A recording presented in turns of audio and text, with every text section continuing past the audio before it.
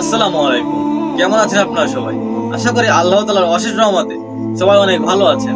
আজকে এমন একজনকে নিয়ে আলোচনা করব যার পরিচয় নতুন করে দেওয়ার মতো কিছু নেই। তিনি হচ্ছেন আমাদের সবার প্রিয় আবু তহা আদনান হুজুর। কিন্তু আমি তাকে হুজুর বলবো না, আমি তাকে ভাই বলবো, কারণ তাকে খুব আপন মনে হয়। আজকের আলোচনায় বেশি ভূমিকা করব না, সরাসরি মূল আলোচনা শুরু করব। আমাদের দেশে যে বড় বড় আলেমগণ বা বড় বড় খতিবগণ রয়েছে, তাদের বেশিরভাগই সম্ভ্রান্ত পরিবারের। হয়তো তারা শুরুতে এমনটা ছিলেন না, কিন্তু যখন তারা মানুষের কাছে পরিচিত হওয়া শুরু করে, তখন তাদের ব্যবহার, আচার আচরণ সবকিছুরই পরিবর্তন ঘটে। কিন্তু এক্ষেত্রে একজন ব্যতিক্রমী মানুষ হচ্ছেন আমাদের প্রিয় আবু তহা আদনান ভাই। এর কারণ হচ্ছে, সে যখন মানুষের কাছে পরিচিত হয়নি, তার তখনকার ভিডিওগুলো কি আপনি দেখেছেন?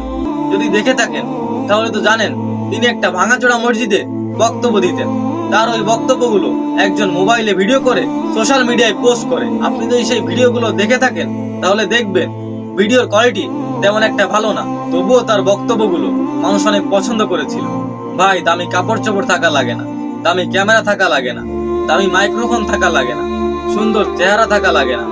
জ্ঞানের পরিধি যদি থাকে, মানুষকে বোঝানোর ক্ষমতা যদি থাকে, তাহলে মানুষ এমনিতেই পছন্দ করে, মানুষের কাছে এমনিতেই প্রিয় হওয়া যায়। আমরা দেখে থাকি আমাদের দেশে যে বড় বড় আলেমগণ বা বড় বড় খতিবগণ রয়েছে, তারা নির্দিষ্ট একটা মসজিদে বক্তব্য দেন, কিন্তু আমাদের আবু তহা আদনান ভাই এমনটা করেননি। তিনি একেবারে প্রত্যন্ত অঞ্চলে যাইতেন এবং সেখানে গিয়ে একেবারে যে ভাঙাচোরা মসজিদগুলো আছে, সেই মসজিদগুলোতে গিয়ে বক্তব্য দিতেন এবং সেখানকার মানুষদের ইসলামের দাওয়াত দিতেন। এর মানে কিন্তু এই নয় যে তিনি বড় কোনো বক্তা না, তিনি বড় কোনো আলেম না।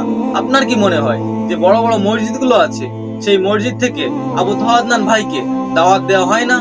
অবশ্যই হয়, কিন্তু তিনি সেখানে যান না, কারণ তারা হয়তো টাকা দিয়ে বড় একজন আলেমকে বা বড় একজন খতিবকে নিয়োগ দিতে পারবে, কিন্তু গ্রামের প্রত্যন্ত অঞ্চলের যে মানুষগুলো আছে, যে মসজিদগুলো রয়েছে, তারা সেটা করতে পারবে না। আপনি যদি বাংলাদেশের বড় বড় আলেমদের, বড় বড় বক্তাদের নামের তালিকা তৈরি করতে যান, তাহলে আবু তহা আদনান ভাইয়ের নাম সেখানে অবশ্যই রাখতে হবে। এবং যাদের মাহফিলে সব থেকে বেশি লোক হয়, যাদের মাহফিল সব থেকে বেশি মানুষ শোনে, তাদের মধ্যে আবু তহা আদনান ভাই কিন্তু অন্যতম। কিন্তু তার কি সেই ভাবভঙ্গি চেঞ্জ হয়েছে? তার কি সেই ট্রেডিশন চেঞ্জ হয়েছে? না, হয়নি। তিনি আগে যেভাবে মানুষকে ইসলামের দাওয়াত দিতেন, এখনো তিনি ঠিক সেভাবে মানুষকে ইসলামের দাওয়াত দিয়ে যাচ্ছেন। এবং তিনি যে মসজিদগুলোতে বক্তব্য দেন, সে মসজিদগুলো কিন্তু কোনো বড় মসজিদ না, কোনো মডেল মসজিদ না। সে মসজিদগুলো হচ্ছে একেবারে নিম্ন শ্রেণীর ভাঙাচোরা মসজিদ, টিনের মসজিদ। সে মসজিদগুলোতে বড় বড় আলেমগণ যান না, এটা আমাদের ব্যর্থতা।